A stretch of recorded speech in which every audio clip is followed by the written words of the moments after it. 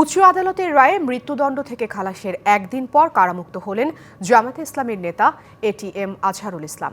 মুক্ত হয়ে রাজধানীর শাহবাগের শুভেচ্ছা মঞ্চে তিনি কৃতজ্ঞতা জানালেন জুলাই গণঅভ্যুত্থানে ছাত্র জনতার প্রতি। সব ষড়যন্ত্র মোকাবিলা করে এগিয়ে যাওয়ার আশাবাদ ব্যক্ত করেছেন তিনি। এ সময় জামায়াতের আমির দেশবাসীকে ঐক্যবদ্ধ থাকার আহ্বান জানান। মুক্তির যুদ্ধের সময় মানবতা বিরোধী অপরাধের দায়ে মৃত্যুদণ্ড দেওয়া হয়েছিল জামায়াতে ইসলামীর সিনিয়র নেতা এটিএম আজহারুল ইসলামকে। সেই দায় থেকে মঙ্গলবার তাকে খালাস দেয় উচ্চ আদালত। বুধবার সকাল 9:30টায় বাংলাদেশ মেডিকেল বিশ্ববিদ্যালয় থেকে আজহারুল ইসলামকে নিয়ে বের হয় জামায়াতের আমির ডাক্তার শফিকুর রহমান।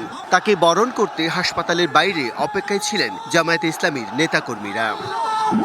আমাদের নেতা মুক্ত হয়েছেন, আমরা আনন্দ, এবং কি 5ই আগস্ট শহীদ হয়েছে তারাও এই সুবাদে তারাও ইনশাল্লাহ মুক্তির কিছু অংশগ্রহণ করবে। আমরা শুরু থেকেই বলে আসছিলাম যে এই যে ট্রাইব্যুনাল, এর নাম দেওয়া হয়েছে আন্তর্জাতিক অপরাধ ট্রাইব্যুনাল, কিন্তু এখানে আন্তর্জাতিক কোনো আইনজীবী ছিল না।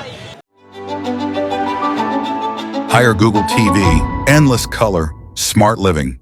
হাসপাতাল থেকে তাকে নেওয়া হয় শাহবাগ মোড়ে অবস্থিত শুভেচ্ছা মঞ্চে। সেখানে দাঁড়িয়ে তিনি কৃতজ্ঞতা প্রকাশ করেন জুলাই অভ্যুত্থানে ছাত্র জনতার প্রতি। সমালোচনা করেন শেখ হাসিনার শাসনামলের অবিচারের। আল্লাহর প্রতি বিশ্বাস এটাই তো অপরাধ ছিল, আর অপরাধ নাই। আমি তো আপনাদের কাছে দোয়া চাই যে অপরাধের কারণে ফাঁসির কাষ্ট থেকে আছে, আমি এর কাছে ফুলের মালা পাচ্ছি, রশি গলার সেদিকে ফুলের মালা পাচ্ছি। আমি যেন আজীবন সেই ইসলামী আন্দোলনে আমার জীবন থাকতে, রক্তবিন্দু এক ফোঁটা থাকতে এই আন্দোলনে শহীদ হিসেবে মৃত্যুবরণ করতে পারি।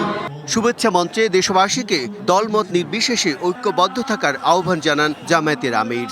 এদেশের 18 কোটি মুসলিম মানুষের সম্মিলিত চেষ্টায় সরকারের পতন হয়েছে।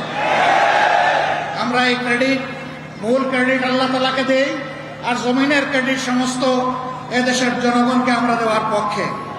আমরা এক থাকবো, জাতির প্রয়োজনে এক পথে হাঁটবো, এবং জাতির প্রয়োজনে সমস্ত ষড়যন্ত্র মোকাবেলা করে সামনে ইনশাল্লাহ এগিয়ে যাব।